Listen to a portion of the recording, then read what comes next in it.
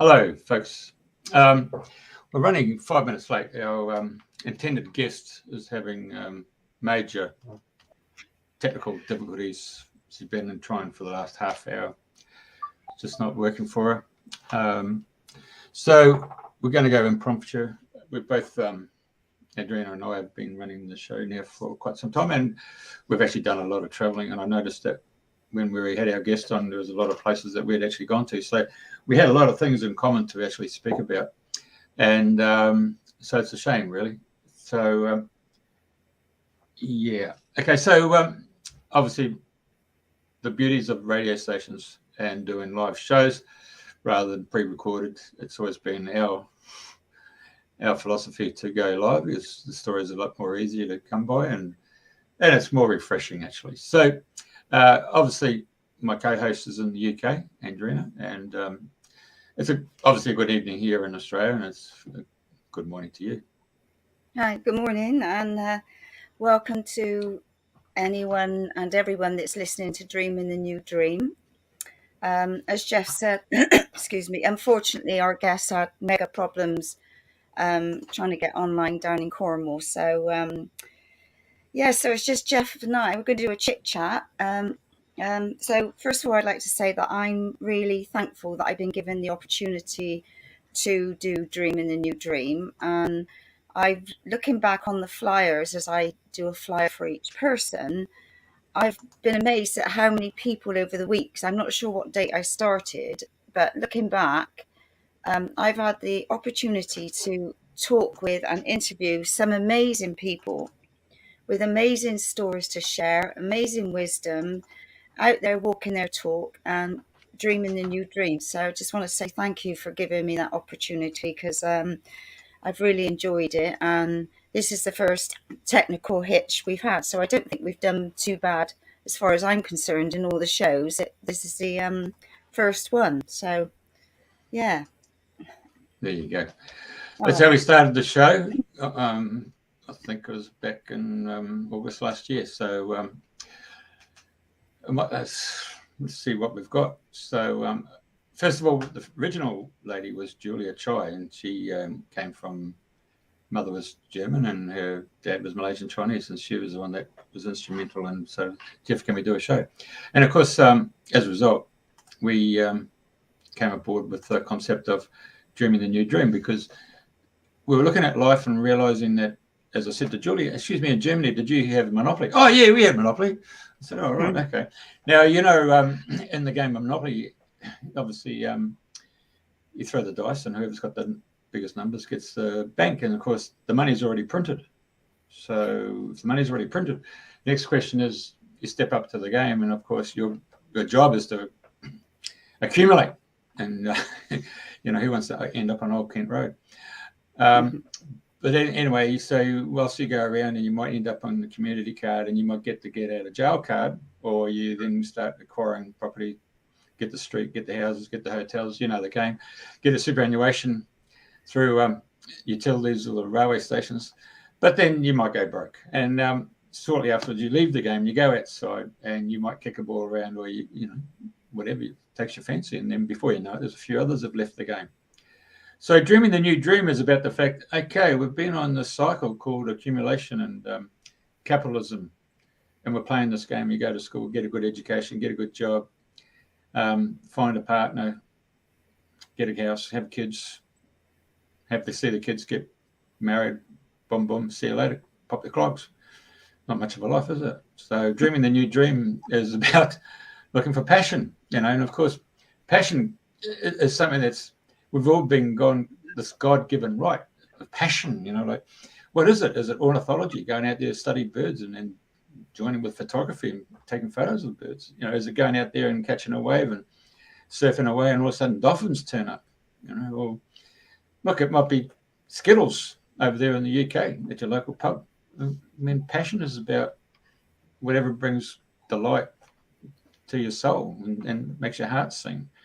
It's very important.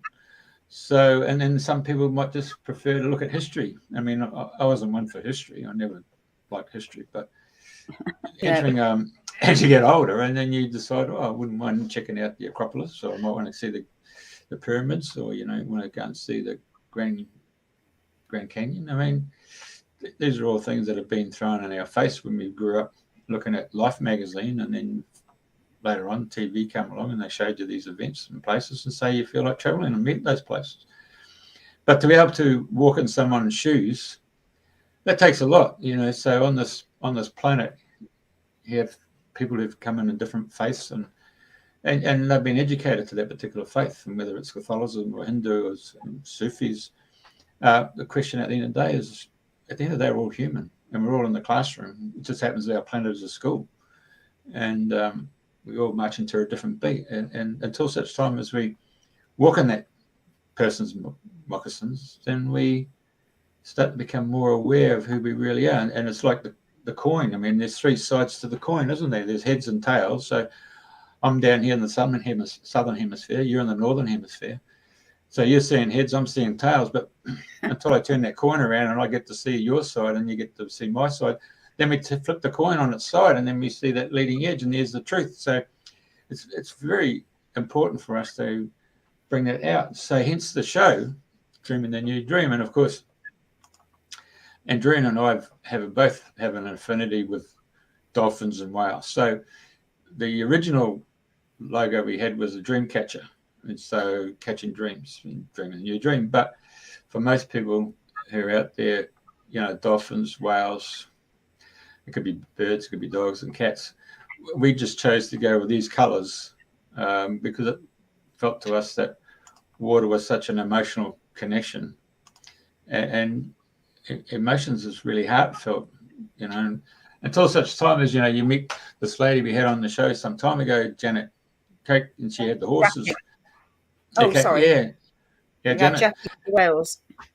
And so she actually mentioned, when she's talking to people who come and see the horses, they all come from their headspace. Oh, and then when she said, well, how does it feel?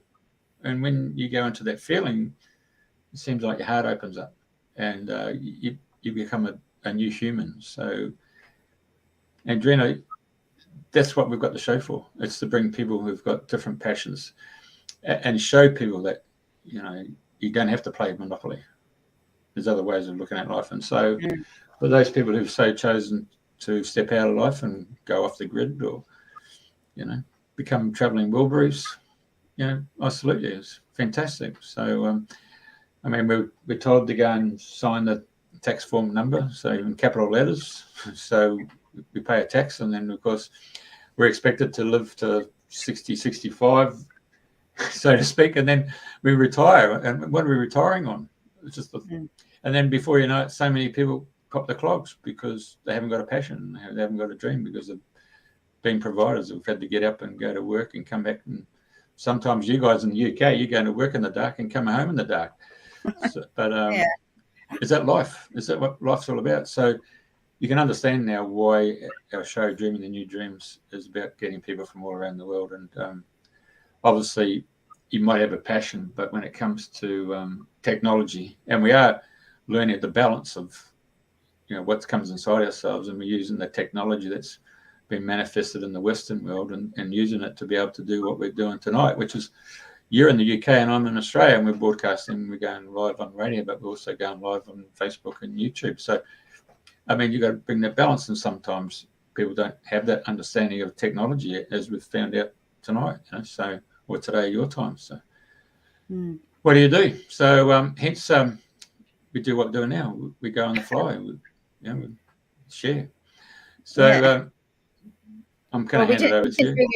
We didn't have a backup plan, did we, as such? But we thought maybe, just a general chit chat, because we both got the same passions, making a difference, helping people and giving people opportunities, whether it's just sitting in a cafe chatting or being on the broadcast. So if anybody knows of anybody else, I've got quite a few speakers lined up, and a couple of people have approached me that they'd like to come on the show. So it's always nice to have individuality. So if anybody knows of anybody that's doing something and it's really their passion and they'd like to share, we'd be more than happy. So just get in touch on Facebook or Messenger, send a request, and we see what we can do to put you on the show. But if anybody wants to go back and look at any of the shows, you can go on Dream in the New Dream page. And when you scan down, it's got all the videos. Gosh, there's so many videos on there.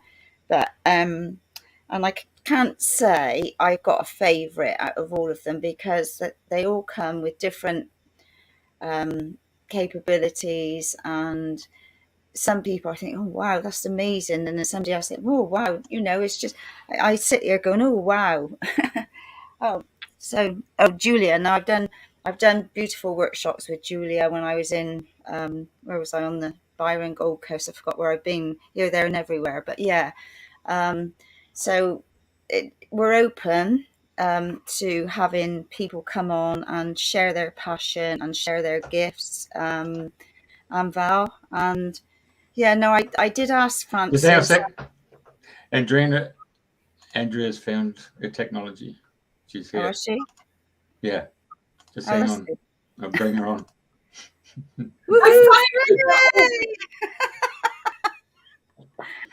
Welcome. Welcome. I don't know where I've been. I've been everywhere trying to get in, and then my computer finally let me in. So. Oh, well, that's good. Welcome to Dream in the New Dream, and we have the lovely Andrea Foulkes. Yeah, I think it's like very strange here. I'm in Cornwall. So hold on, now it's flashing up some other things. So we're here anyway. Oh, well, that's a start. So we're just getting in a flow of a chit chat and offering people the chance that if they're creating their passion and they want to come on the show, to get in touch. So anyway, here you are.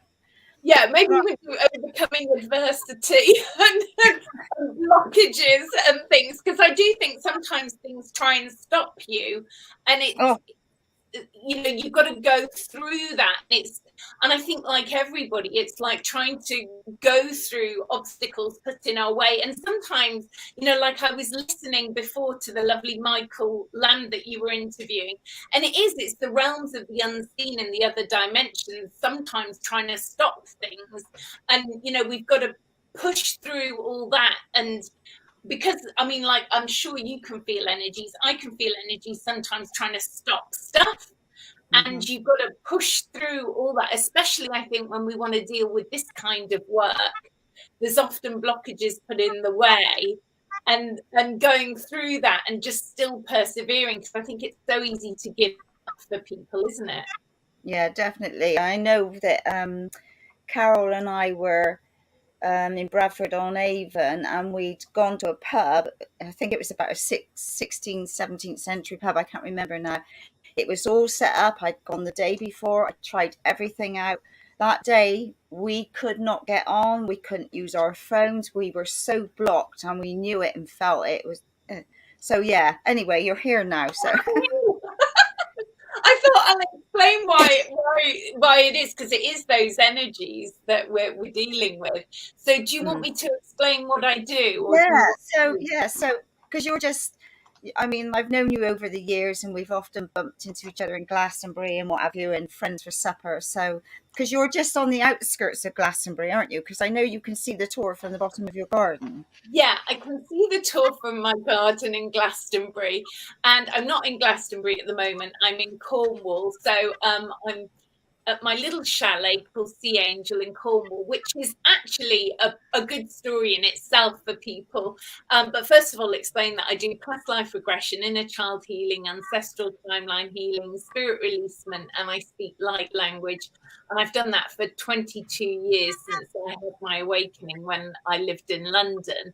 And when I was in London, I was meditating back in 2007, having never been to Cornwall, had no idea where it was. I'd heard people talk about it. And in my vision came this little white chalet with baby blue painted windows. And the message I got was, if you Google it, you'll find it.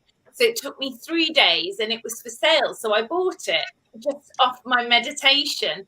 And I think that the energies here, and when Michael Lamb was talking about Stargate portals on the planet and all those things. This ties in because I believe that this is one of the cities of light in Cornwall where my chalet is, and over across the bay was where they had the G7 summit last year. Oh, yeah. So all kinds of energies are here. So when we follow our intuition on buying a property, we can't be wrong, even though our ego mind can go, that makes no sense. Why am I doing this? But on a higher level, everything always makes sense.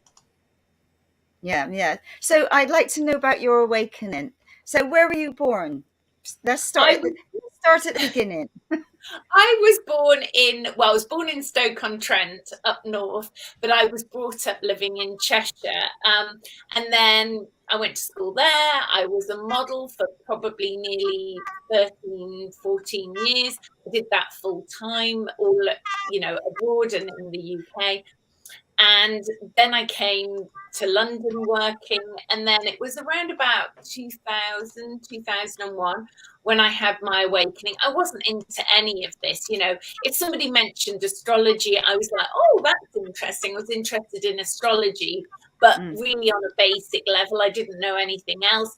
And then a lady went to my gym. She was saying she was going to the College of Psychic Studies in London. And I said, oh, that sounds fun to do an astrology course. And she kept almost pestering me every week saying, have you gone? I'm like, no. And almost a year went by when I finally went to the College of Psychic Studies, and I was going to sign up for an astrology course, and they said they're fully booked. So I actually signed up to go on whatever they had available for that weekend, which was a psychometry course, which I'm sure a lot of your listeners know is like holding jewelry on an inanimate object and picking up information about people from those. So they were great. They knew all about me. I didn't know these people in the room. We all passed our jewelry around, and I picked up information about them. And they said it was accurate. Their information was accurate about me. And then from that, I signed up to a development course. But the teacher wasn't as lovely as the teacher from that day workshop. But then a friend of mine who was a model said he'd been for a psychic reading somewhere. So I signed up to going for the psychic reading with the same man. And he said, this is going to be your path, this is what you're going to be doing. And I was like, I don't think so. And very quickly it did become my life. And all this stuff just from going to a development course, not the one at the College of Psychic Studies. This mystical man that I went to see for the reading had a development course that he arranged every week, and I sat with these people, and from being really not particularly good at school, daydreaming out the window, not paying attention, all of a sudden I was attentive, interested, and almost like top of the class at the School of Hogwarts. And that was kind of what happened. And it was, we were doing development stuff, and it was, other people would say things like, oh, I think you were lovely in your childhood, or I see the color orange. But I was really tuning in, getting really specific information, like, you lived with your granddad, you lived on this address in your childhood. It was really accurate. And I wasn't trying. That was the thing, like school, you've got to try. This was not trying. This was just like naturally coming to me. Brilliant. And so I developed really quickly. I used to work on QVC in the UK, which was good because I would go and get press discount for things, and I'd have crystals in my pocket and show people things. And at the time, there was a holistic health company that had a flagship store in London called Aveda.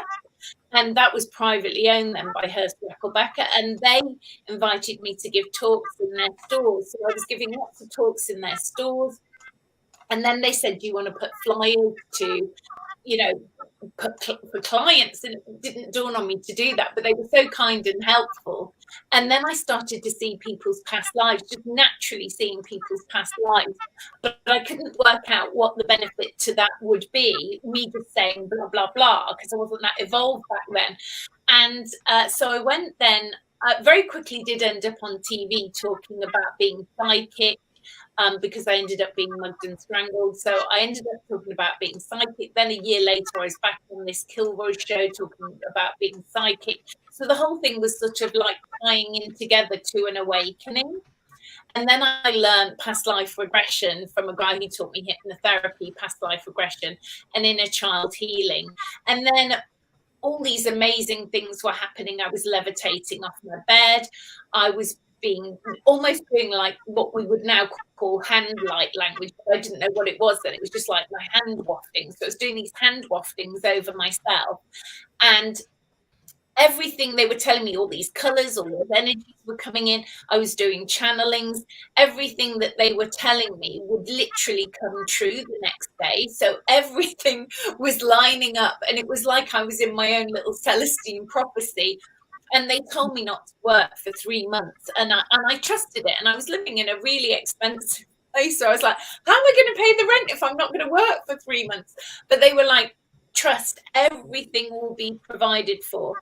And then my energy blew the electrics in the house. And then when the owner of the flat had to come and the electricity board came to check this electric, they said, this is substandard. You shouldn't even be renting the flat to someone with this kind of electric. So I got rent free for 3 months, which was the 3 months they told me not to work. So everything was just lining up to facilitate me. And then what they were saying, if people understand what a soapbox is, it's like an old-fashioned metaphor for speaking your truth on top of a platform. So I was being given this message: you need to stand on a soapbox for what you believe in and speak your truth as you know it to be. And every night they were doing these healing work, and I would write these channelings, and they were beyond my level of comprehension. Me as Andrea didn't understand these channelings. And at the time, they were giving me like mathematical equations for the elixir of life, telling me how the cosmos and the universe worked. But as me, I didn't have the intelligence to understand the information that I was being given. I didn't know who these beings were telling me this. But I was starting to feel like everything was love. And for months, I just lived in this high state of everything being love. And I was starting to lose physical density, like my body was losing physical density, didn't have any physicality. It was just almost just like light beaming. And then after I ended up on this TV show, lots of people who saw me were trying to connect with that energy, some not so benevolent people. I managed to avoid them, which was a whole story in itself. But the other stuff that I was being given was at the very end days of working on QVC. I almost would sit there just beaming this light, and there's people who've seen me since that time said, I knew you were doing something, that you looked like you were doing something else, but I knew you were just shining this energy at the time. And that energy lasted at that high level for quite a long time, and then it changed, and obviously more life experiences came in, and challenges come to you, and it didn't stay at that high level, but it's gone back into to that level sometimes. And then they were saying, in this big soapbox that you're going to stand on, you've got to speak your truth. And I was being told, you're going to do something big, so just trust to that. And I was just totally trusting. And after learning how to do regression, I had all these private clients. And then very quickly one day, a friend just said to me, do you want to go on This Morning and regress, the host of the show, which This Morning is like Good Morning America. And in America, it's like our main morning TV show in the UK. And I said yes, and we filmed Philip Schofield and Fern being regressed, and then we aired it the beginning of January 2004. And then I went on the set, we aired this thing, and they just said, can you come back every week till we make your own show? Yeah, fantastic. That was it, really. And then I did 2 series of my own show called Have I Been Here Before? But I liked This Morning better, because with This Morning I could regress members of the public, and which I like doing, the members of the public and celebrities. But with the members of the public, I was allowed to focus more on the healing aspects of past life regression, or although they wouldn't let me show inner child healing, but they did twice let me talk about spirit releasement, which really? was for terrestrial TV to touch on spirit releasement. And then I would be getting like 1,000 people a day emailing, asking about, oh my God, thank God you've talked about this. It was making the spiritual world by putting it on terrestrial TV. It wasn't in a closet. It was, mainstream every week for quite a long period of time, and allowed people in the UK, to start talking about their own spiritual experiences and validating, that they may be having experiences of seeing past lives naturally. So that was 2004 to 2007. I did these shows. And then in 2013, I was on a BBC show called The Big Question. And I'd already been a year earlier. And a year earlier, it was like living the witch trials of Salem. As it happened, I could experience it was happening. So I went back on a year later when they invited me to just check that I'd cleared this, witch trials of Salem thing. And what actually happened then was, I just out of my mouth came out about the Illuminati, came about, sorry, even talking about it is losing my voice. I talked about the Illuminati. I talked about the food and drug industry, because the subject was about should we have a tax on sugar. So I just went off into this blah, blah, blah, blah, blah. And then I started going on about it being a holographic universe, and these people all just looked at me horrified, like, what is she saying? Why is she saying these things? And I just felt so liberated, like, oh, I've done what I came to do. And I felt good, and I still felt good afterwards, even though I never worked on TV after that. I never worked on TV. I was never interviewed on a radio show, and I was never invited to mainstream press anymore, as in print press. That was it. Really? No surprise. So it shows you how in the background these things are going on. Oh, it's interesting you've thrown up a picture of Trump. I've got a really lovely story about Trump that I've never told anybody. Oh, please share. You will love this story. So just before he got elected, I was having these dreams with Trumpykins, okay? So they were quite benevolent dreams. They were quite positive, although I did see him almost dressed in Freemasonry outfit. But then one time he was being hit and his nose was bleeding. So I had all these dreams about him. And then I was one day looking on a website called Secret Flying, and I used to spend a lot of time going back to Sedona and to Hawaii, to the Big Island. And so this flight was to Maui, and I thought, I've never been to Maui, I'll go to Maui. But it was a really weird one, because I had to go via Inverness in Scotland. It was a strange flight from Inverness, which allowed me to go to Findhorn, if anyone knows what Findhorn is.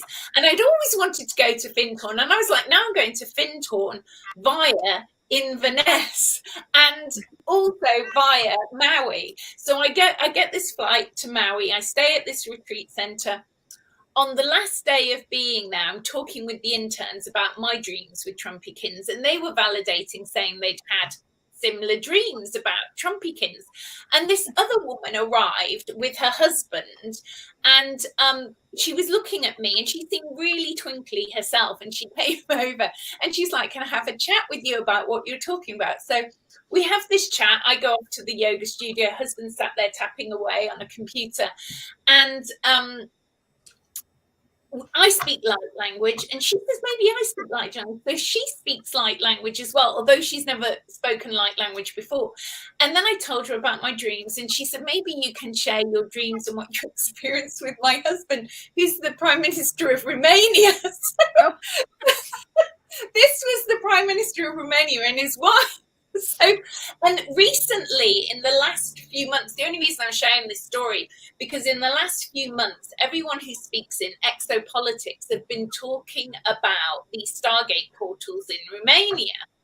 So I thought, how bizarre that I've had this connection at this really high vibrational portal in Maui, because there's like a pyramid in the sea in Maui where I was with these people, and we were all singing language.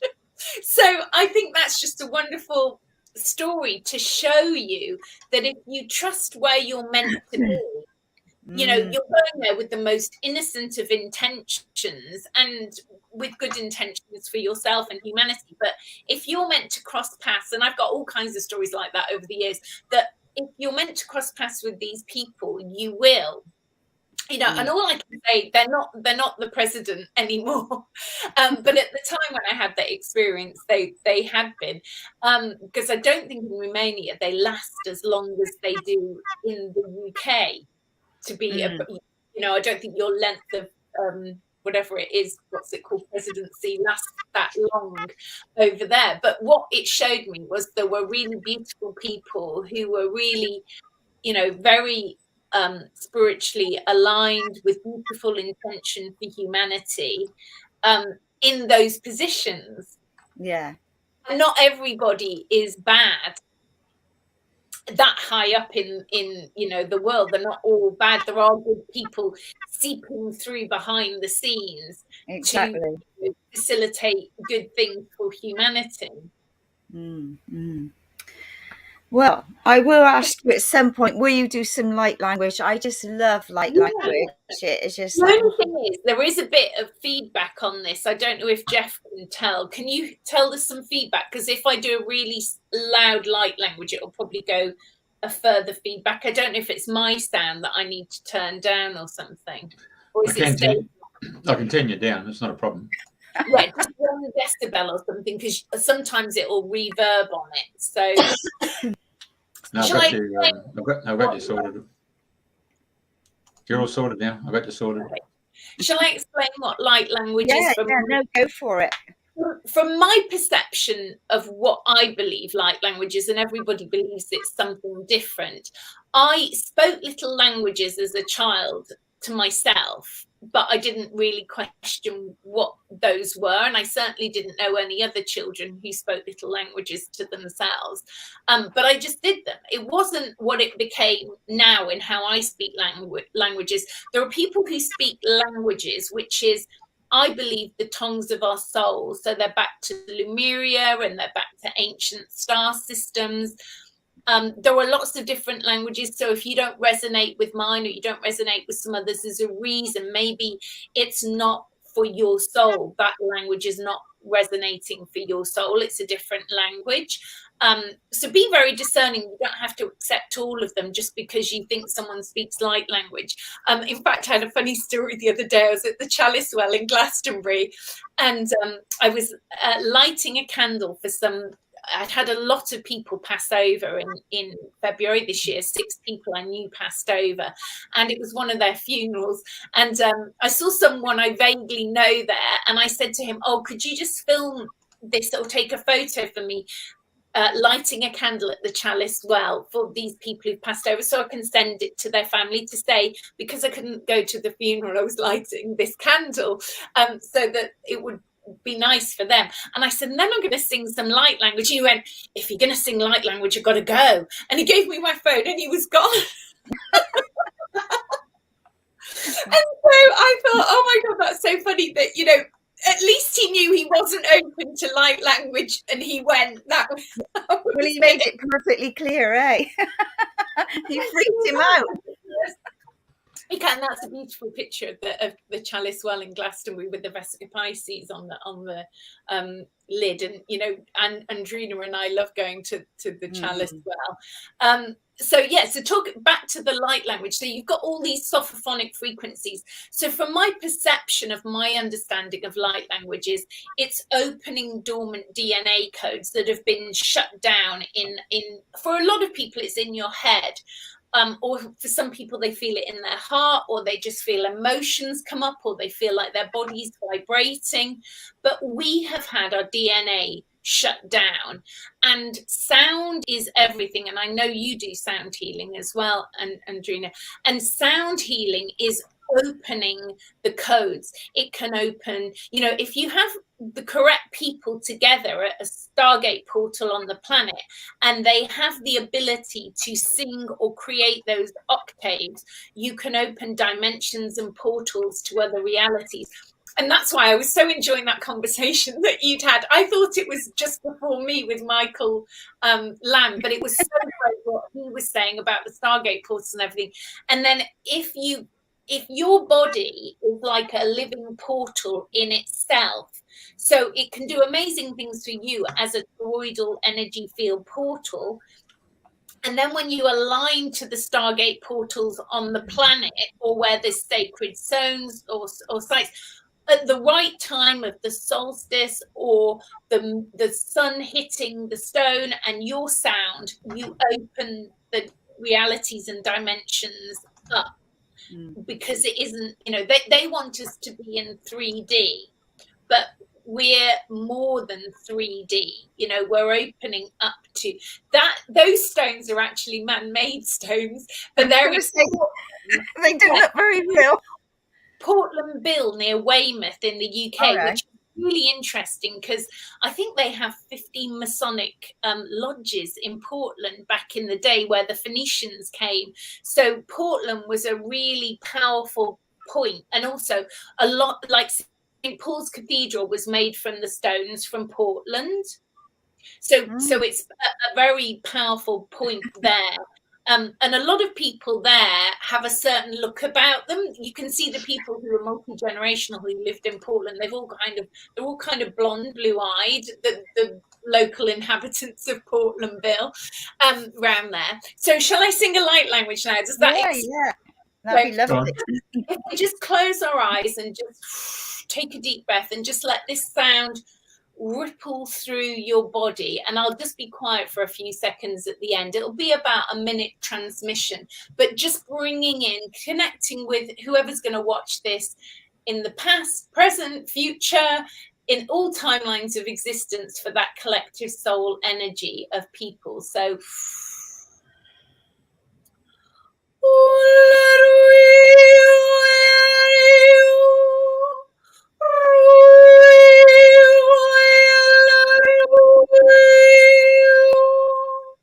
Elara makuya, satara makiana kurumakuya, asatara mutaya, yana kurumakuya, urmakisa para makiana.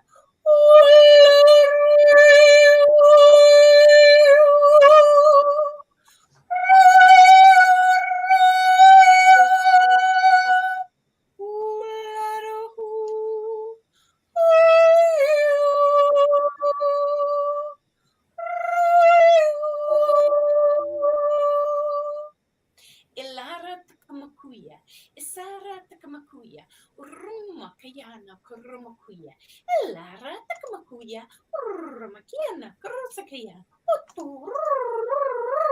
Itera makuya, urmakuya, karanta kamakuya, Usara takamakuya, urmakiana kukuya, urmakuya, Isara takamakuya.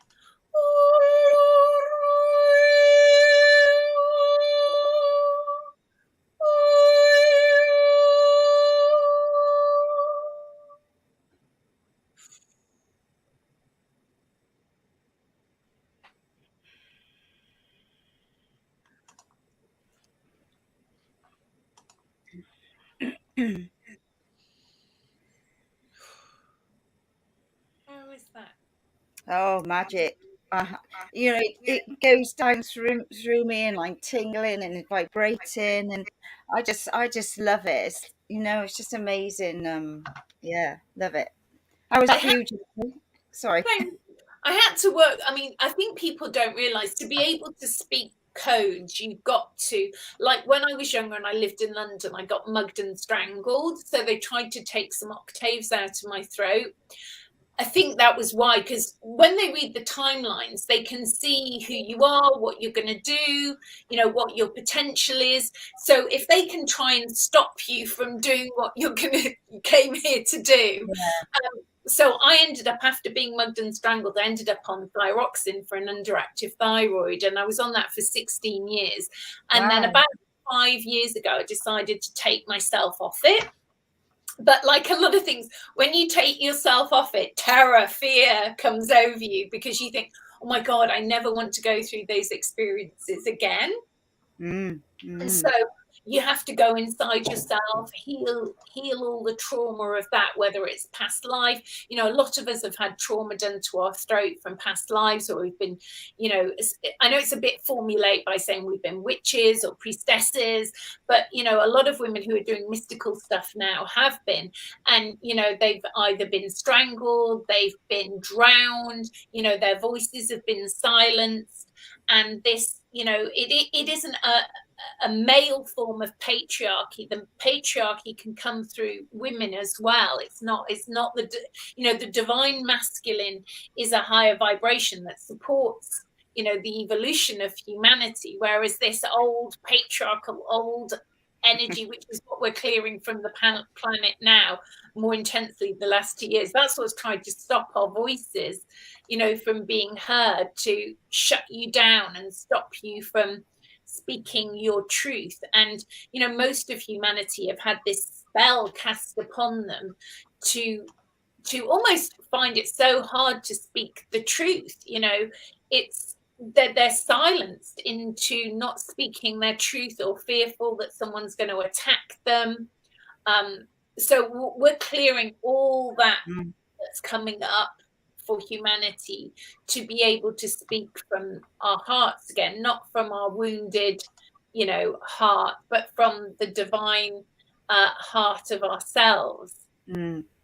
Definitely. And especially with the last couple of years, you know, mega, where everybody's been shut down and you know, blah, blah, blah.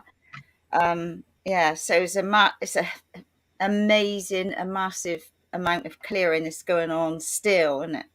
Yeah, you know? And I think a lot of people will be leaving. I think there's been more people on the planet than perhaps were ever going to be here, and they just came for that end of the cycle, end of the 26,000 year cycle, to be here for this transition. It's like I said, I've never seen so many people leaving, you know, and they were people who had taken the jibby jab, and there were people who hadn't taken the jibby jab leaving. So it is a mixture. And through asking in client sessions, you know, who is going to make it now, and what they were saying, which is these luminescent beings, clients often go to this place between lives when I take them to this place between lives, and they describe these luminescent beings, and without them realizing it, they all describe them looking very similar. These beings, they're luminescent, and these beings were saying that it's not as you think it is. Everybody who's going to stay now is for a much higher reason. They're staying. They're not going to be taken out necessarily because they did the ding ding. Some of those people will get very ill in the next few years, and some people will miraculously seem to have survived it and not. And they said it's on a much higher soul level than we could even put into our human minds of comprehension. And I think, you know, when I had my awakening, and I was talking about that with you earlier, I was working with the Pleiadians, and at the time, all these people came into my life to help me. And I read Barbara Messiniak's book, Bringers of the Dawn, and that really helped me. And years later, I met Barbara twice in Sedona, and had some really amazing experiences with her. And so all this star being lineage within us is awakening. It's not necessarily like they're going to come. It's like we're waking up to who we were before they shut our DNA codes down. So we may have had, you know, in my own experience, I believe I've had expressions of time in Pleiadian energies, and then in Sirius B energies, and then Andromedan, and maybe a tiny bit of time in Venusian energies. And then when I was listening to those light languages at the end, the clicky sound is more to do with the Arcturian energy. So it's more, the clicky sounds are very Arcturian to me. And I know there are people who they say they can teach people to speak light language. I don't believe you need to do that. I think you just need to allow people to clear. A lot of what I'm working with now with people is healing their inner child from this lifetime. You know, the big thing now is healing from the womb to present day, healing the trauma, reclaiming the fragments of our soul that has been very traumatic to us. Hold on, something's coming up on my computer, just moving it out the way. You know, clearing that inner child, the womb trauma. And often I get clients saying, oh, but I've healed my inner child. I'm like, okay, well, that's great if you've healed it, but we'll see what comes up. And then they're like, I never thought there was all that yet to come up. Because I think people, well, when I was doing the past life regression on TV, I think people were surprised how open people were to doing past life regression, even though they might not necessarily have been, quote, spiritual people. They could see the past life as almost like not them. It wasn't personal. I mean, to me, it's deeply personal. It's you, it's your soul, it's everything you've ever been. But from their perspective, they could almost detach from it. Whereas when you start talking about inner child, the average person isn't going to come to see you to do inner child healing. No. They're going to come on the premise that they want to see a past life, and then they might get blocked going into their past life, and they're usually blocked because they either have some inner child stuff to work on, or they have an entity attached who's blocking things. Or sometimes if they're really, really stuck, it's because, but most of those people who are narcissistic wouldn't reach out for therapy. You know, they're not going to, they'd have to get almost tricked and duped into it.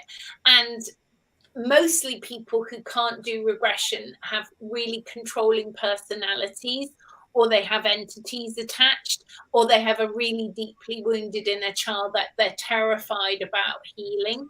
And also you have to be very gentle with people, because even though as an intuitive reading the emotional Akashic records, so I'm very specific in saying I read the emotional Akashic records.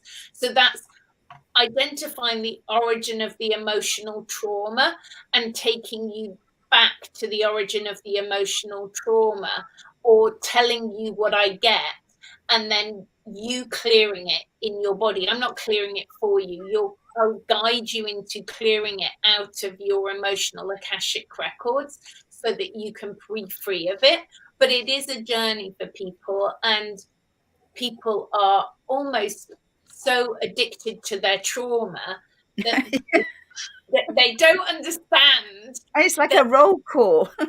Yeah, they're like, well, I mean, I've lived with it for so long, surely it can't be that bad. And it's like, yeah, but who could you be without this? Exactly, you know?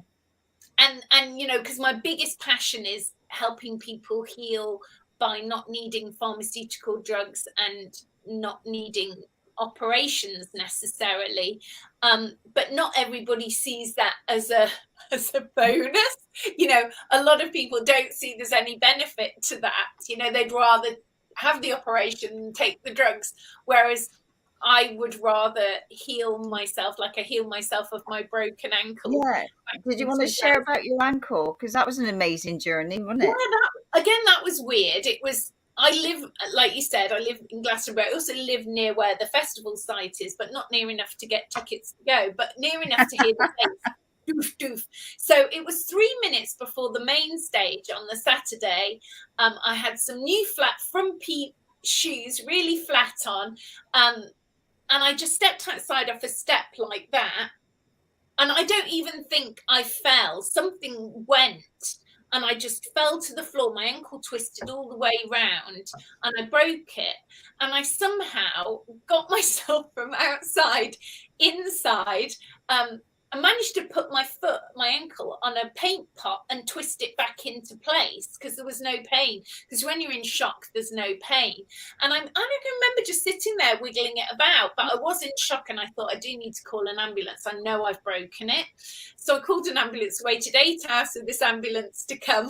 then I waited another few hours once I got to the hospital, and then they put this back slab thing on, and then you go back a few days later, and they were like, "No, you're going to need surgery." I was like, "No," and they went, "Yeah, you're going to need pins and plates." I was like, "I don't think that's going to work for me." I said. And they were like, "What?" And I think the surgeon was embarrassed because he had a whole room full of students with him. And I was just like, with the greatest love and respect and honour for the work you've done, I said, I must honour the work I've done for 20 years. So can you just put a plaster cast on and squash it together and I'll be going? And I was lucky that the guy who did the plaster cast was an Egyptian doctor. And I think he was more old school, and I think he knew that I could probably be okay. But this surgeon guy was just so angry. He was like an angry dragon. You know, and they tried to really push me. Like they were saying, sign these forms. I said, but why? I'm not going to do this surgery. And they were like, well, you might change your mind. I went, no, I won't. And so I managed to get my mind into the quantum field because they said it was non-union, so it wasn't like it was even lined up.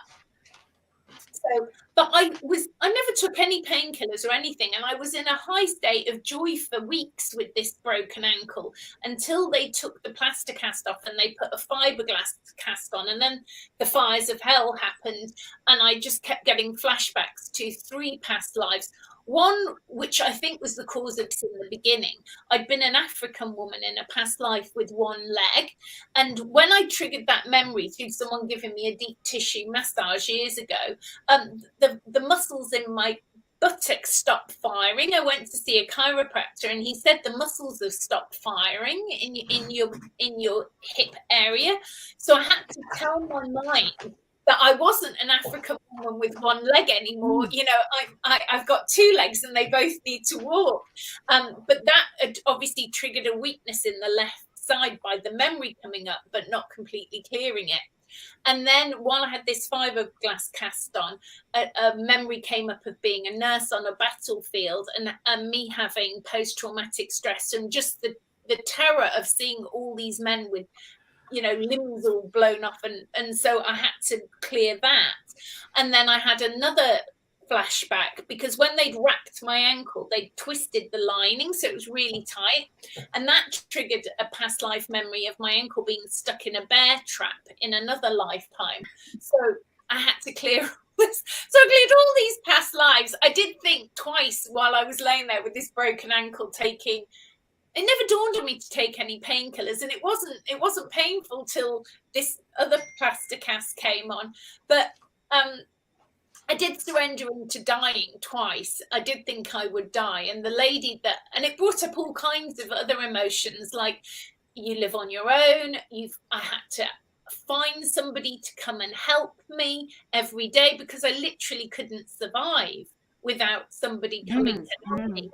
And then you notice your vulnerability of living on your own. Like if I couldn't have hired somebody to come, I would have died. You know, it was that bad. And so I surrendered into dying twice. And even the lady who looked after me a few months in, she did say, oh, I did wonder if you'd be here the next day when I came back. You did look like you weren't going to make it. And I said, I really didn't think I was going to be here. Yeah. Yeah, but and then that's the death and rebirth that we go through. You know, we all have to go through the petty death, what they say in French, isn't it? Is un petit death. You don't die, and I think this is the fear that people have about doing their inner work, that they think that they'd rather die than face their inner self. You know, and I tell a story that is quite shocking about a client that I had come, because in the UK there's a 1939 Cancer Act that stops us from talking about healing cancer alternatively. But I had a client come, he said he had cancer in a forearm here. And he said, I get that you can heal yourself. I've seen other people heal themselves with cancer. I said, great, because, you know, you've got to be in that mindset. Otherwise, I wouldn't work with you, because I've been doing this long enough to know that I can't heal anybody of cancer. They're going to heal themselves. And so I start working with him. I realize he's got an issue with male authority figures, even though he's a very successful banker in his 40s, and he's had this cancer in his forearm removed once before. And so as we start to go into the past lives of why has the cancer manifested here, why is it not here, why is it here, and it's manifested where there's a weakened cell memory. So on in a past life, he'd been on a slave ship, rowing a slave ship, and they've been whipping him repeatedly. So it had gone where there was a weakened cell memory from the whipping on the slave ship. And then he also had an entity attached, which was a strict school teacher, and she had a ruler, and she was hitting him on his wrist with a ruler. So that was why the cancer had manifested there. So I did as best I could in the session, and I gave him extra time. And as he was leaving, he turned to me through the door and he said, you know, and this is a guy in his 40s, he went, do you know, my mother's not noticed how serious this is? And I thought, ooh, you know, he wants mummy's attention, and he doesn't want to heal this till mummy pays him some attention, because the wounded inner child wants mummy's attention. And so when I said, well, you know, and I'd given him all this info saying, when are you going to see the surgeon? He was like, in a week's time. I said, well, you need to come back for then. And I thought, we need to get to the bottom of this inner child stuff. Anyway, he cancelled the session, even though I printed off all this stuff from probably Vernon Coleman and what doctors tell you about, you know, cancer surgery. Anyway, I thought, let him go, just let it go, but I couldn't. So I sent him an email saying, you know, it's been a few weeks now. What happened? Did you see the surgeon? You might not have liked me, but you were really good at going inside yourself. Maybe you don't like my personality or whatever, but please go and see someone else who could help you to do this. And he said, no, I got what you said. I read it. I appreciate it, but I trust my surgeon. I thought, oh, this is not going to be good. And I said, oh, he said, but he couldn't operate. And I said, oh, so if you trust your surgeon and he can't operate, then I don't understand. And he said, well, I'm going to have my arm amputated on Saturday. Oh my God. I was like, oh my God, this guy, rather than face his inner child, would rather chop his arm. So I thought, I'm not leaving it there. So you would. I don't care. I don't care if this guy hates me for the rest of his life. If I trigger a healing in him and it saves his arm, it doesn't matter. So I email back, do you think mummy will be nice to a little boy with one arm? In the hope that it might trigger him. Yeah. I never heard from him again. And I actually was in Cornwall at the time, and I think I cried for 3 hours on the beach for him, thinking, oh my God, he's going to cut his arm off. I can't believe it. But I had to learn the lesson, especially as healers and empaths and sensitives, you know, to detach, to you know, it's so hard because you think, oh my God, you know, you're going to cut your arm off. And then I had another lady once, she was only 23, which was really, really sad. She had leukemia, and, you know, she was dying of leukemia. It was really bad. And we got to the point where we saw what had manifested in the soul level. It was this hatred of a man who'd incarnated as her brother in this lifetime, and she really hated him. And I said, if you don't forgive him and forgive this past life, you're going to die of leukemia. She went, I know, I'd rather die. I'm not forgiving him. You know, so you can't always get people to heal, but at least they will know why they're leaving on a soul level. Yeah. You know, and it's shocking. You think, well, gosh, it's so simple. Surely forgive, stay. You know, but it's not always like that for everyone. No, and we see it from that perspective, but maybe from a much higher soul perspective, there's more to be learned by that experience of actually moving. Oh, I'm sure. So I always think everybody on some level, on some way, in some sort of thing, we're all committing suicide in a way by all our choices and actions every day. Because once we start to learn that we could potentially stay in a physical body for a lot longer than we've been told, and how do we go about healing that body. And we're all, you know, things we think, things we eat, how we live our lives are all contributing to our demise without us realizing that's what we're doing. But we're programmed in that 3D matrix to accept death, to accept aging. And I always love that great book, whether you believe in Jesus or not, it doesn't matter, because there's a beautiful channel book. I think she's passed over, Claire Hartsong. She wrote a beautiful book called Anna, Grandmother of Jesus. Have you read it? No, I haven't, but I've heard of it. Yeah, because in it, she channels this story as if she's Anna, the grandmother of Jesus. And she says she was in the same physical body for 600 years. And she averaged out looking physically about 35. And then she got tired. She had that. I can imagine 600 years in the same body, you'd be getting tired. And I think she'd, you know, her life had got complicated because she'd had children with so many different people, and that like her grandchildren were also her children. And so it's like really weird kind of concept. But she got to the point where she'd had enough, and she just said, I don't want to be in this body anymore, and I'm going to eat certain things, and that will age my body, and I will go through the natural dying process, and that's what will happen. Yeah, that makes sense. What was I was going to ask? Oh yeah, so when people come to you for a session, do they know what they're do like most people know what they're coming for? And when they come to say, oh, I'm stuck, I can't move on or something, then do you go into the Akashic, or you go into the past life? Where do you go with it? Where do you start? I've got lots of clients because I work on Skype. Well, I say Skype, but I don't look at people because that would stop me doing what I do, and it would stop them from dropping into their emotional self. So because they're, you know, a lot of them are abroad, you're using the sound frequency, but I'm not using the video, so they can just drop into their emotional self. But the ones that come to see me for in person for regression, I mean, I have all kinds of people who come. Some say, the highest client that I love is the ones who say, I've no idea who you are. I was meditating. I got given your name in a meditation, and here I am. Yeah. I love those ones. But the other people often think they're coming for one thing, and that's what we do deal with, the one thing they think they're coming with. But then once they go inside themselves, they realize that there were other things that they needed to sort out. And it's a journey, you know, it's a journey inside yourself. So if I'm working, which is the Emotional Akashic Records on Skype, or the phone, they're just telling me this is what's going on in my life now. I don't know how to clear it or get to the bottom of it. I don't know what's going on. And then I'll see what it is. It might be entities attached.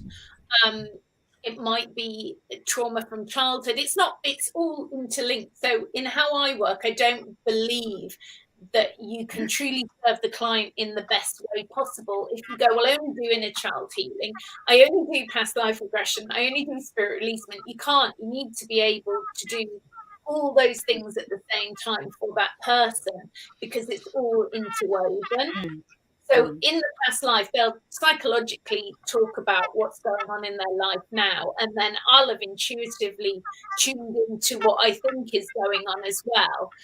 And then we'll just weave in between to clearing everything to the 0 point field. So in regression in person, you're taking them back to the origin of that and clearing it to the 0 point field. So that helps them to heal as well. And we're just clearing the past life till it's neutral. There's no negative energy. And with the inner child or the wound trauma, you're just taking people to heal the trauma in the child aspect of themselves, which is predominantly outside of themselves. So that part of them has fragmented off. It's outside of themselves. It's not in them. So we heal the story because the child needs to have its story heard, and then we release it energetically out of their body with light language and them opening up and maybe doing some sound healing in themselves, and then bring the healed aspect of themselves back to the adult version of them. Yeah. And then with the entities, you can't just get rid of entities. You know, a lot of people think they can, and then I've spoken to some people who say they do spirit release them, and I'm like, how do you get rid of the entities? Oh, I shout at them. I'm like, oh, that's not really helpful. You can't really shout at them. That's not going to help. You have to take the client back to the day of the emotional cohesion of the day the entity attached to them. So that might take them back into a past life, because some of these entities have been reattaching every time that soul incarnates. They hang on the astral plane, and then they feel the frequency of the being of that person and magnetically drawn to them again, until you get to the soul story between that person and this person. Sometimes they don't know them and they've just attached through a resonance of their emotional state of being. And there's a hole in the client's energy field, and they've got in through that. And over time, they've worked, you know, sometimes they'll say, you know, sometimes they can have 90% control over a person. Yeah. So when the entity goes, that client feels like they go through a bereavement. Sorry. They go through a bereavement because they've never they go through a bereavement because they've never had their own thoughts and consciousness before. You know, to be alone in your own consciousness is scary, because they're like, it's gone. It's like this overriding voice or energy that's trying to tell them what to do is gone. You know, some of them have even told me over the years that they've struggled to get to even come to the session. You know, they've booked a session. Yeah. He's telling them, don't trust her, don't go and see her. Go see her. And so they cancel the session, or they say, oh my God, I've had that much trouble finding your house. Like, you know, I was getting sent round in circles, but it's the entity trying to stop them.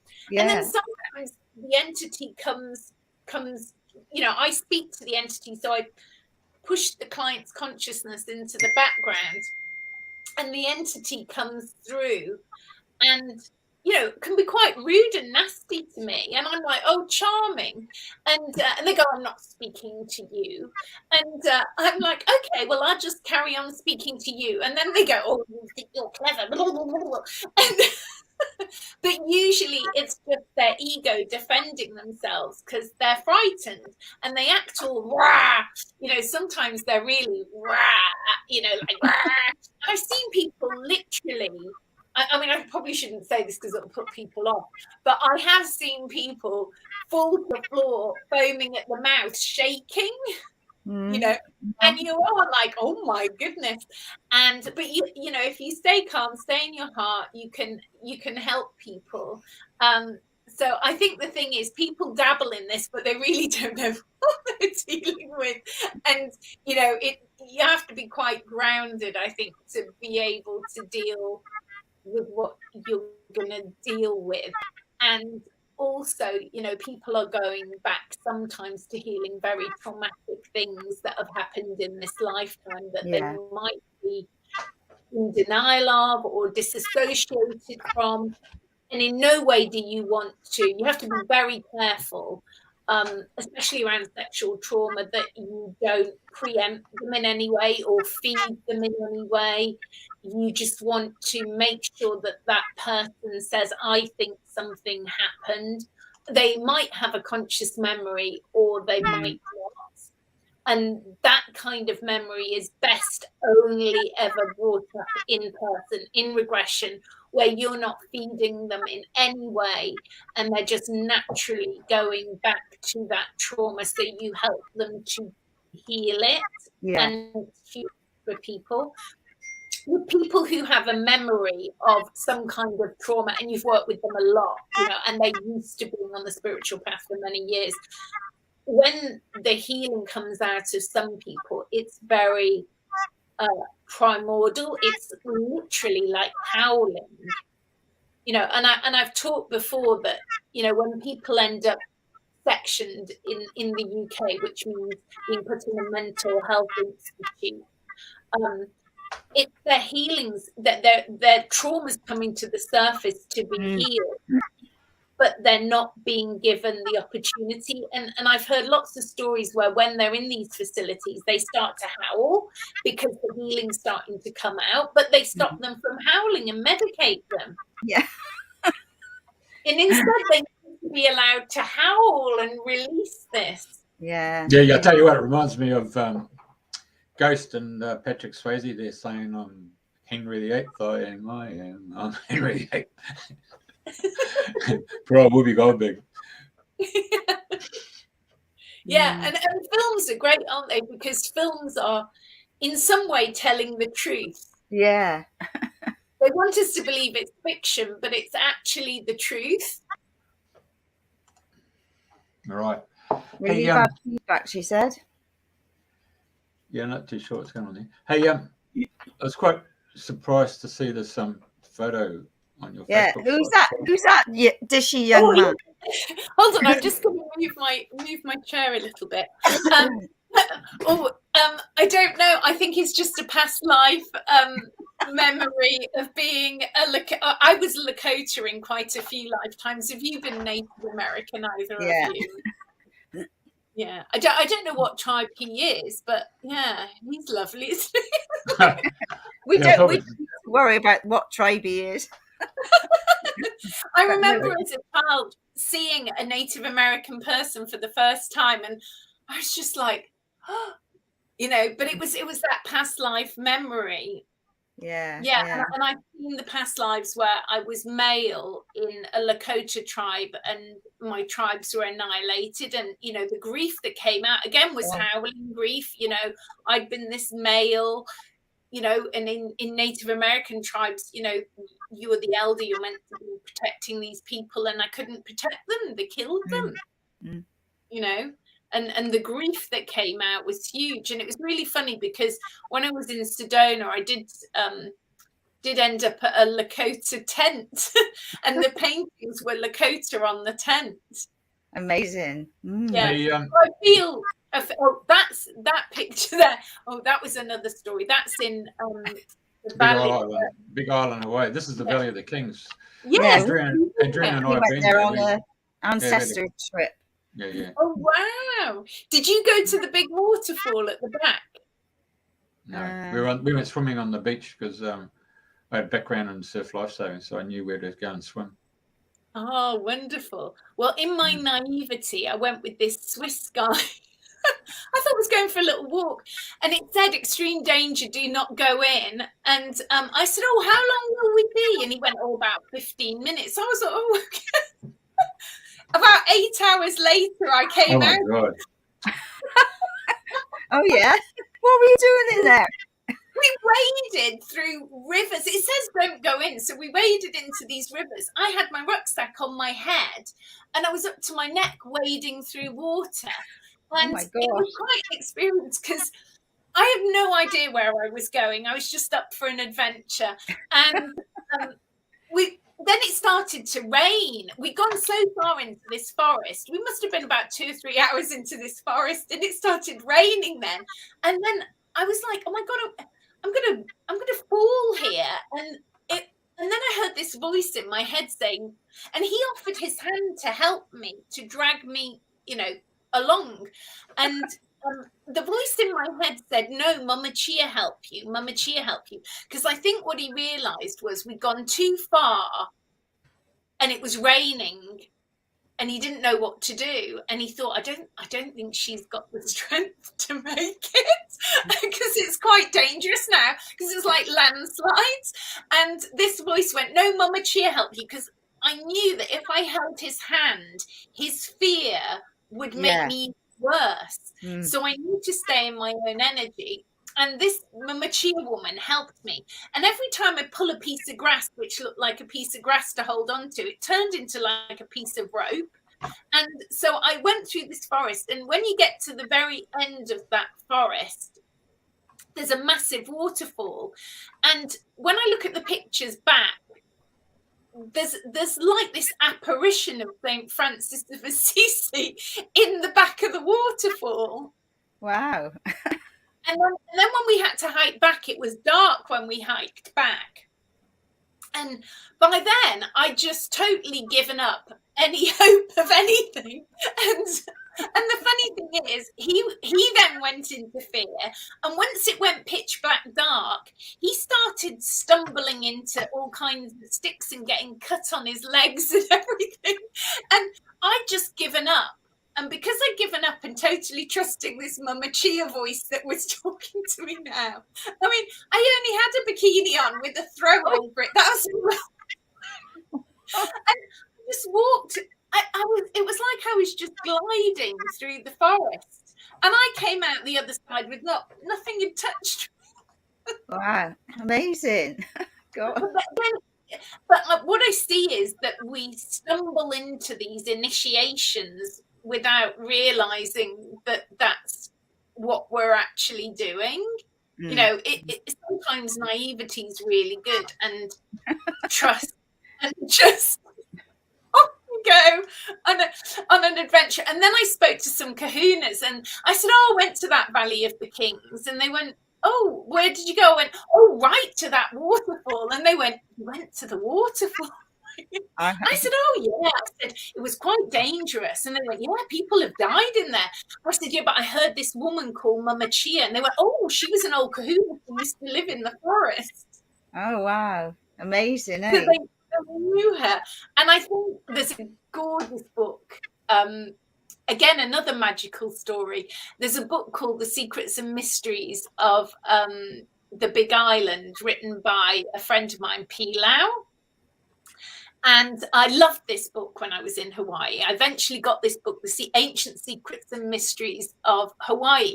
And I thought, I'd love to meet this man. He just sounds amazing. And then when I was in Sedona one time, he messaged me on Facebook and said, hi, I'm Pilau. I went, oh my God, I love your book. And he was like, would you like to meet? So I met him in Sedona. Wow. So, you know, it's amazing how the connection. Yeah. Oh, my favourite place is Sedona. My favourite place. Yeah. Hey, have you been many times, Jeff? Mine's Hawaii. Oh, Hawaii was lovely, but Sedona's got something magic about it. Hey, when I change the subject, because you've sent us the Caduceus, but I was reading your little story behind the scenes there, and you're now walking into the world of Michael Lamb and the Anunnaki and Neil and his brother and part of the Anunnaki and the Nephilim, and how they went and started changing the DNA. That was really interesting to see this. Well, you can call it Caduceus, but you had another name for it, didn't you? I don't know what. It's probably from a while ago. I had a run-in with them. Well, I've had a few run-ins with those lot, which is Enki and Enlil, and then the sister was Ninhasag. She was the genetic scientist, wasn't she? She's a genetic scientist who played around with creating the four major root races: the human ape, and the human dolphin, and the human hawk, and the human what was the other one? Dolphin, hawk, lion. We can't back in millennium. These guys are immortals. Yeah. Well, I had a run-in with Marduk once before I Marduk. Yeah, Marduk's the son of. I always confuse it whether it's Enki or Enlil, because one's good, one's bad in the stories. So I was saying to a friend, actually, she used to live in Cornwall. I said, I feel this energy somewhere around me. She went, I think I can see it. I said, I feel I need to get rid of it. You know, like, I don't know what it is. And then she was like, well, you'll have to come and stay with me. And I was like, I don't need to stay with you. I've got my own place. So I'm going to stay with you. And I thought, this is really weird, like this story. So I said, thank you. And then we ended the conversation, and I lay down and I thought, I've got to get rid of this thing myself. So I just lay down, and this this energy came up and it was really angry. It was like banging, you know, as I relaxed in my body, it was banging its hand down, shouting away. And, you know, when you're in your own house, you can let that happen. You know? So it was shouting through me and it was really angry. And it said, the children of light will not enter the portal of Marduk. This is what it said to me. And I just felt this serenity come over me. And I said, the children of light will enter the portal of Marduk. And I embody myself as a living goddess. And the children of light will enter the portal of Marduk. And with that, it had one big last angry rant and went. And then, but I didn't know who Marduk was. So I had to then look up Marduk. Understand the whole story. But this thing was ancient. It was thousands and thousands of years old that was attached to me. You know, and it just went once, you know, and I've seen it with clients. You know, I've asked them, how long have you been attached to my client? Are you the one in charge, or is there somebody above you? And there's often like a kerfuffle in the background, and then these other beings come forward going, yes, what do you want? And the bizarre thing is that as soon as you call them out, like I say, you know, I don't have any authority to make you go. You know, I'm very clear about that. But basically, what are you doing? My client hasn't given you permission. They go, they have. And so they perceive your naivety and your ignorance as tacit consent. You know, your fair game. If you don't know how the rules of this world work, then you're just fodder for their agenda. And so then what I do is try and explain to my client what's happening, who this being is. And oh no, I don't want them attached. And I go, oh, do you hear that? They don't want you attached, you know, because that's you asserting your power and authority. And so and often, you know, you'll say to some of them who haven't had a physical body, they're not like people who've had a physical body. They've never had a physical body. And so you say to them, what have you been doing to my client? And then they tell you, and then you ask them, have you been attached to other humans? What have you been doing to these other humans? And then they'll tell you, because they're fairly honest, bizarrely. They're quite happy to be honest. And then I'll say, well, are you attached to any other humans? They go, oh, thousands or millions of them. I go, well, I don't think you have permission to do that anymore. Like, you know, and you need to remove your consciousness attachment, and they'll happily go and do it. They'll say, okay, we're going now. Then we'll tell the others. Brilliant. They do a job lot. Yeah, they do a job lot. And the client often says they see them spiraling out of their body, like they just spiral out. And they're gone. And then they say, oh my God, I feel so much lighter. Oh, I bet. Definitely. You know, so I think we don't know the absolute truth yet, do we? I think nobody knows the absolute truth. We've just got, from my perspective, experiences I've had with clients and my own experiences. And then I hear other people telling their story. But I have heard people saying Sitchin isn't correct. You know, that Sitchin wasn't absolutely correct, that he was, you know, part of the agenda as well, and that isn't quite the truth. And so you only need to be a few degrees out with the truth to, you know, so I don't know what the absolute truth is. I think the only thing we absolutely know is that we are capable of way more than we've been allowed ourselves to believe that we are. And that it does seem like we're disseminating this civilization now quite rapidly. Yeah. Yes. Hey, how good's this crown? That's a lovely crown, isn't it? A crystal crown. That's beautiful. I think ultimately we're going to crown ourselves, because that's what it's about. You're crowning yourself as a sovereign being. Nobody can do that for you. You know, so this concept of, you know, kings and queens outside of ourselves is the byproduct of losing consciousness and misunderstanding the truth that we are a sovereign being.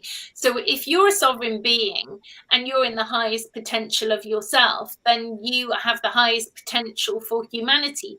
So surely in that way, we should be in a consciousness where we don't need leaders, but because we've fallen in consciousness, we need leaders. But we need leaders who care about humanity, not care about a corporate agenda. And so, you know, at the moment, it isn't leaders who care about humanity. They're pushing a narrative for a corporate agenda, which serves only a ruling elite, which isn't fair. It isn't a just way. I have to say, you saying about the crown, I can hear my mum used to say, "I'll crown you." Now I know what she meant. Yeah. Yeah. So, right, Carol's asking a question here. I'd like to know, do entities attach to someone else when the host person dies? How at risk are people around a deathbed from inheriting the entity? That's a valid point. Yeah, I think a lot of people do hoover up entities then, you know, that's the truth. Get the vacuum out. Yeah, I mean, the thing is, though, it's like your love, the whole thing is that we've misunderstood love as well. Like, I can explain about my uncle dying. So he wasn't really my uncle. He was a family friend that I called uncle. And when he died, he left me some substantial amount of money. And I was so in gratitude. I just really didn't think that he would give me anything. And I was in so much gratitude. I'm like, oh my God, that is so kind, you know, like la la la la la, you know, it's enabled me to buy this chalet. You know? So I was so in gratitude. But then I started to feel like I had symptoms of diabetes. And I thought, oh, I feel like I've got diabetes.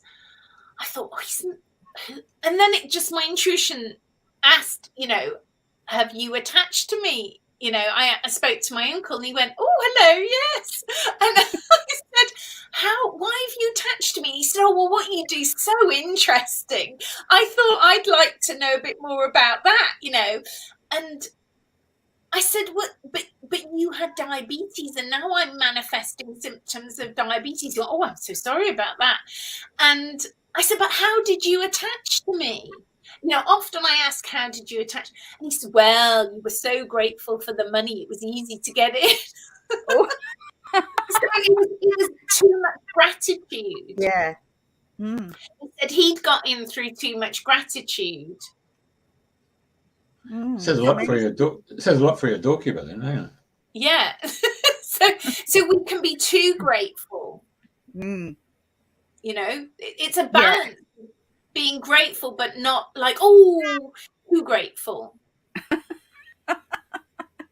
You know, too angry, too this, too that, too naive, too, you know, you can have had an operation, you can have had a shock or a trauma and they get in.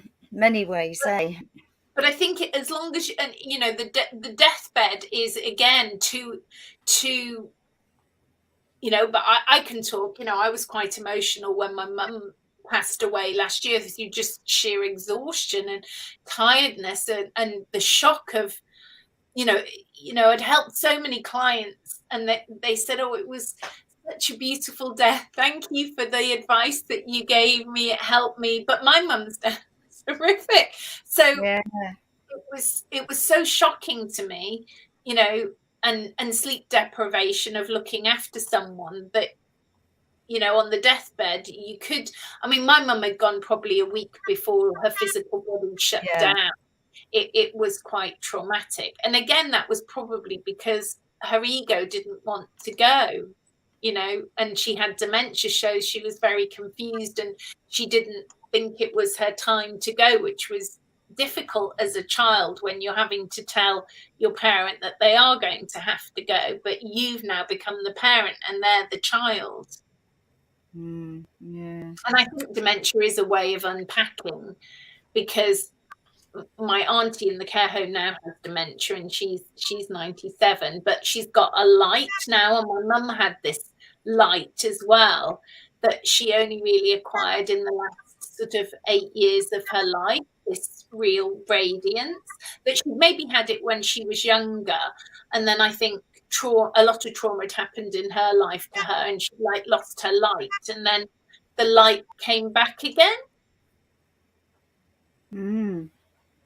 Yeah. So I know this is one of my favourite places. This is on the Somerset Levels, isn't it?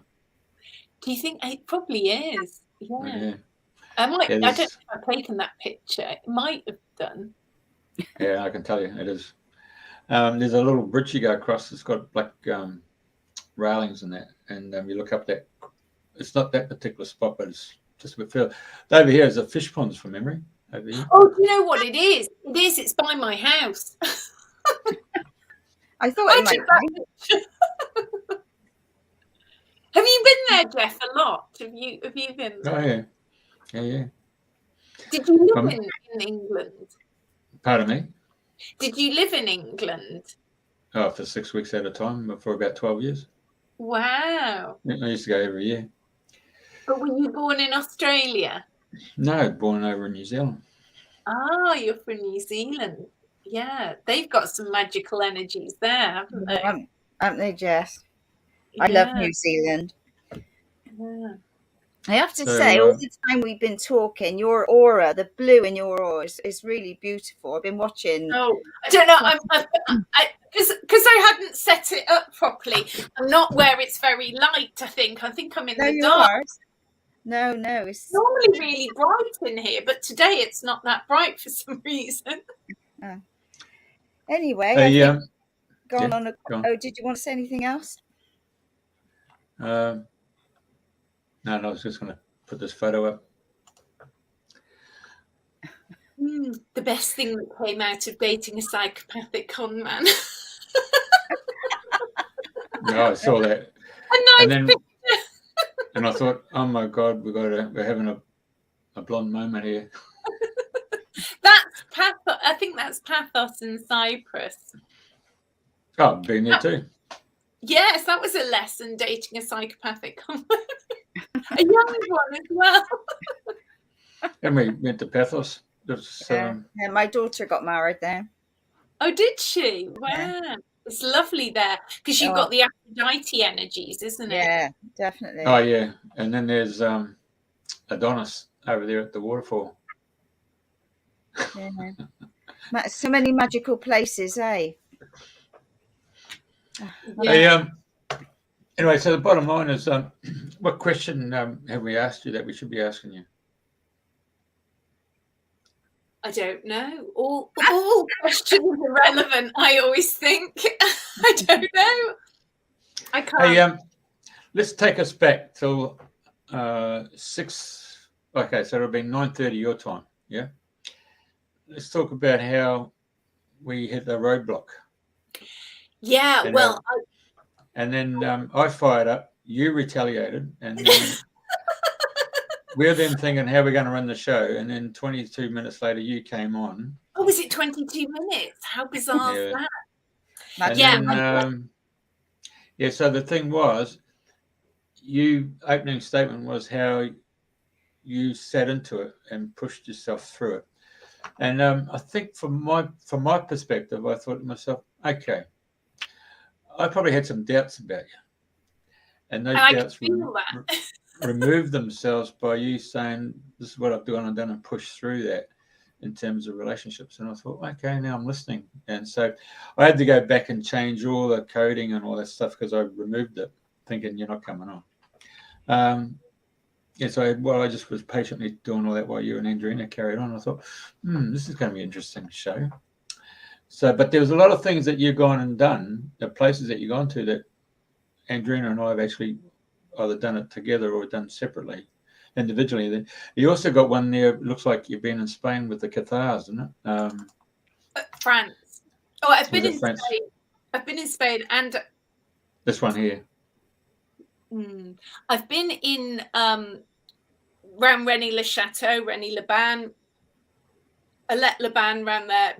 Bucharest. I go there quite a lot, but I've been to Andalusia. And me. Right. Yeah, Andalusia. I loved it there. Yeah, yeah, that was magical, Andalusia. So it's amazing how you can be. Here we are. I'm in Australia. Andrena's in the UK. You're in the UK, and yet until today, for me personally, I've only just met you now. But it's amazing how footsteps that we've actually walked, that we've gone to and seen. It was part of our opening conversation when we were just having our little dialogue between each other, the dreaming that you dream and the passions, and how we walk in somebody else's moccasins and we get an understanding of it. You just gave us that quality time before the show to actually fall into our own heart space to say, okay, we haven't got anything to go with, but let's go this and work intuitively, And yeah, I don't think it was completely anything to do. I'd been had a go at by a few people yesterday. One of them was, I mean, this shows you how you can lose your centre quite quickly. I was in the laundrette down here, and I put a box of washing powder in the curtains to take them to be washed in the laundrette, and I forgot that when you get there, because I travel so much, and like I've travelled so much since last Friday, some of the soap powder had gone on the curtains. It just frittered a bit on the curtains. And I put it in this washing machine. Then I thought, oh, do you know what? I think I'll put it in the other one. And I took them out, but I hadn't actually put soap powder in. It's just there were some little flakes that had fallen out of the box, because these come preloaded with washing powder. And I know the guy in the laundrette, and he's ex-police, so he can be quite... And so he came out and he had a real go at me about these flakes that had fallen on the floor, but there was no brush. I couldn't get them off because they were tiny. And he had a real go at me. And I said, oh, I didn't put washing powder in your washing machine. I said, I know not to do it. You've told me that lots of times over the past. I said, there were just flakes left on the curtain that was in a box that tipped over. So you've got to over communicate your truth. Because he's just carrying on, going on and on about how I'm going to ruin the washing machine. I said, I know that. I said, I didn't put them in there. He said, yeah, but then you tipped it that. I said, no, it fell out of the bag and there was no brush to brush it up. But you just have to remain calm. And then so he had this whole thing. And because he's an ex-policeman, and I could see in his face, I thought, oh, he looks like he's got liver damage, because he had all this liver damage energy. And, he's obviously taken the last 2 years quite hard, I thought. And so I thought, brush that energy off. And then I go outside, and normally he gets upset. He'll let you park there, but he will be aggressive about how you can park. Then my auntie rings me going on about my auntie in the care home that I'd tried to, because I was worried about her well-being and whether she was being treated properly. And this seemed to upset other people, my caring, and they got quite defensive and angry with me about it. And then it was weird, while I was listening to my auntie go to me, trying to almost gaslight me. It was a weird experience, because as I was sat in my car, you know how you've got the wing mirror in your car? Some random pretty girl walked by and she tapped on the window and she said, can I look in your mirror? I said, oh yeah, you can look in the mirror, whatever. and she's looking in the mirror and I'm talking to my auntie. And then she says to me, does my face look orange? I said, no, it doesn't look orange. Just your makeup looks pretty. You've got lovely eyeshadow on it. And I'm thinking, how random is this? Girl's looking in the mirror of the car while I'm talking to my auntie who's going a million miles an hour at me. He's just had to go at me in the laundrette. Oh my God. And then I did realise that when I came home, and I think this is for all of us, I was triggered by my auntie. I was pushed out of my centre, and I knew this morning I'd woken up not back in my centre. It triggered like a form of post-traumatic stress in me, from and you're, it's like, oh no, I've fallen for being gaslighted. Oh, again, kind of, and just to come back to your center again. So then, because I'm not familiar with StreamYard and I couldn't find the charger for my computer, yet I thought I came here with one, and I had to paint a decorator yesterday here, so everything's upside down. And then I found the charger, and then I still couldn't get in. Then I thought I'll do it on my new phone, and I still couldn't get in. And it was like blocking me. And then I had to put all the passwords back in again and reload Google Chrome before it would let me. I had to actually change the passwords. So from my perspective, if I had to change the passwords, I had to move on to another frequency. Okay. You think that's what it was? Well, who knows? Because I was thinking, this is not making sense. It's there. Why is she not going in on it? Why is it? Anyway, yeah, it's and then Jess said to me, 150 people have done this before you. I was like, no, I can't do it. I can't do it. I can't. There's no way. So sometimes you have to then break that energy, and then you can either regroup really quickly and clear everything. Because then what I was thinking in my mind, which is useful for people to realize this, I reflected on the guy shouting at me in the laundrette, my auntie shouting at me. And I was like, I'm not letting these people who've knocked me off my center, stop me from what I'm going to be doing, because otherwise they've won. And that means the darkness and the lower vibration has won, and it's not going to win because that's not where we're going.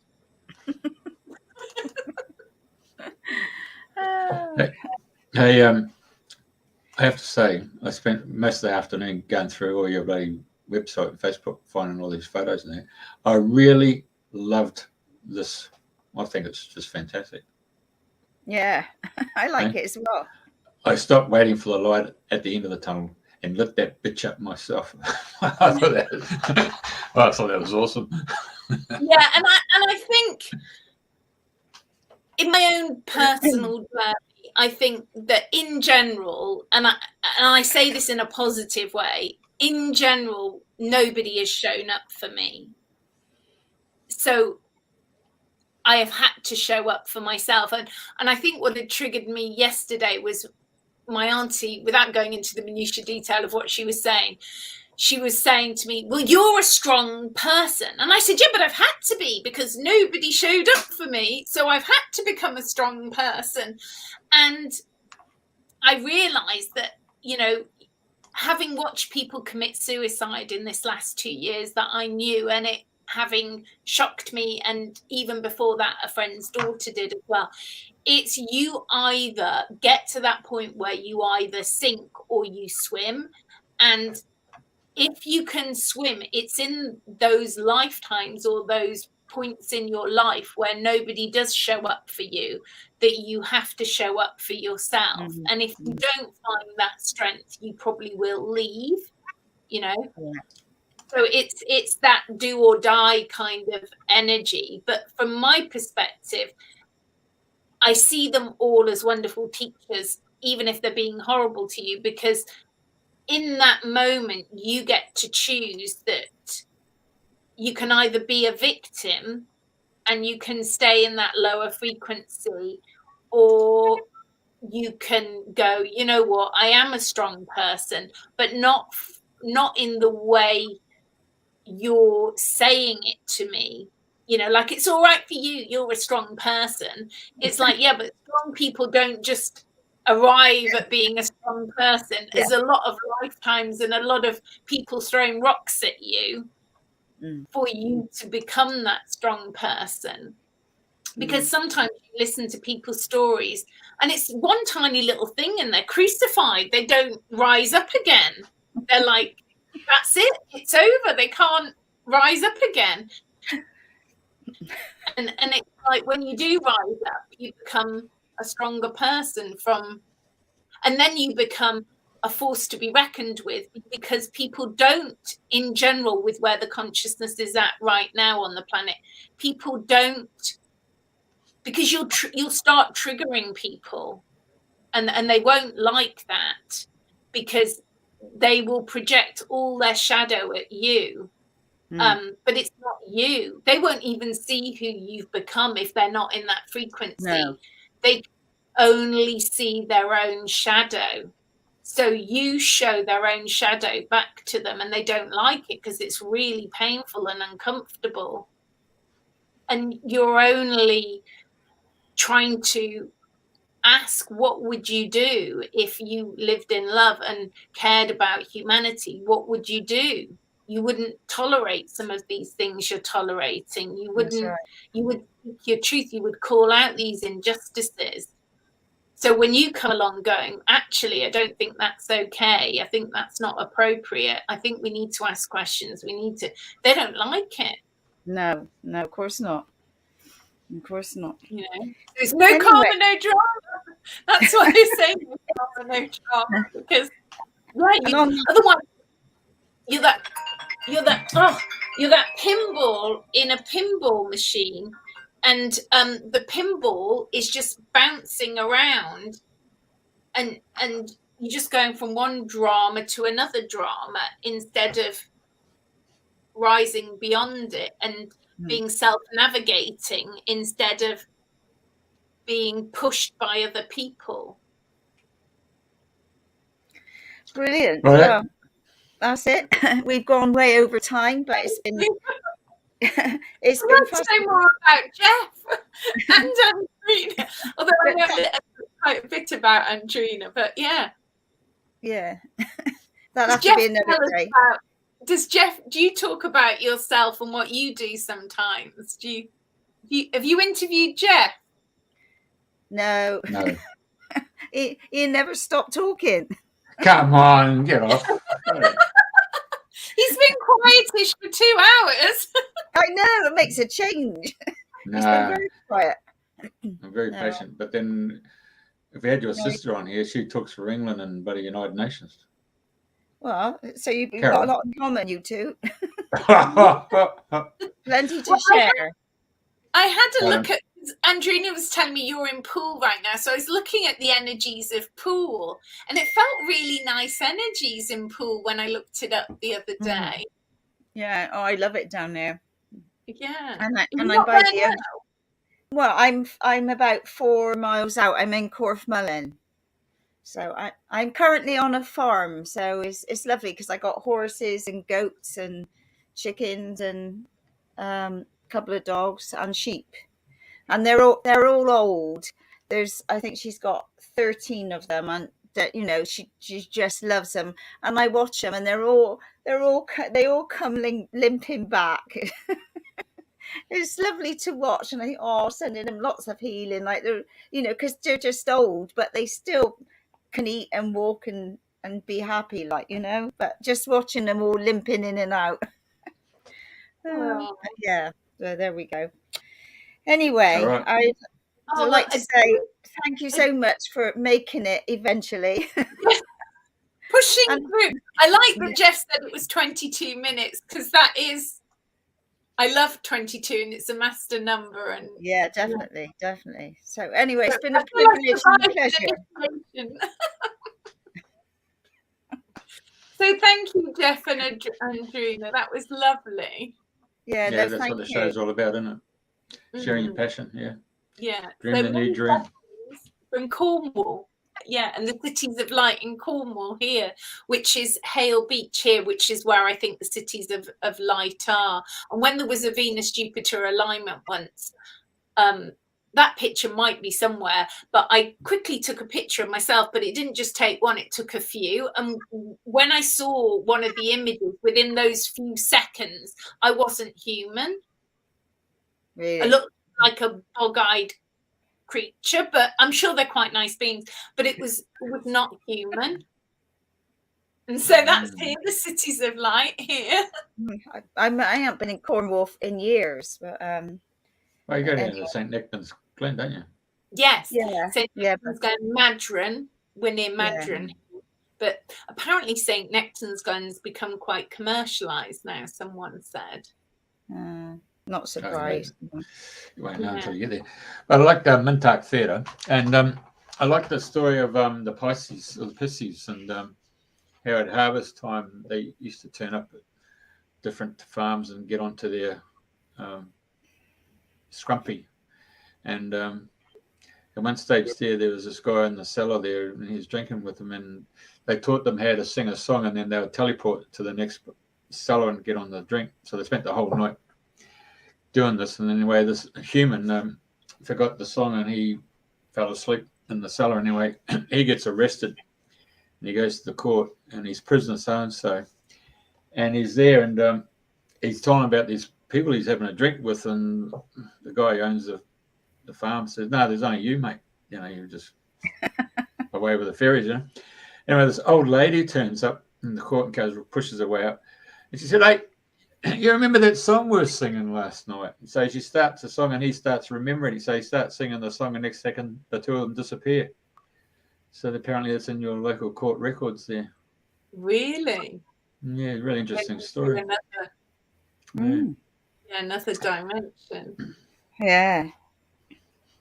It's on that road, runs along the Atlantic coast. There's a pub there all by itself before you get up to St. Ives. Yeah. Oh, which pub? Because there's a really famous one, but that's further down, and I forget what that's called because I don't go to them. But and it's close to where Stan and Elaine got married, love, Andrena. Yeah, in that area. Anyway, there's a little side story.